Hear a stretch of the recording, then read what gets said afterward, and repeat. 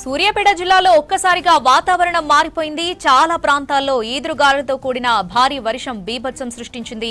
దీంతో కొనుగోలు కేంద్రాల్లో ఆరబెట్టిన వరి ధాన్యం పూర్తిగా తడిసిపోయింది. ధాన్యంపై కప్పిన టార్పాలిన్లు గాలికి కొట్టుకుపోయాయి. రైతులు తీవ్ర ఆవేదన వ్యక్తం చేస్తున్నారు. తమను ప్రభుత్వమే ఆదుకోవాలని కోరుతున్నారు. కొనుగోలు కేంద్రాల్లో ధాన్యం తడవకుండా ఏర్పాట్లు చేయాలని కోరుతున్నారు రైతులు.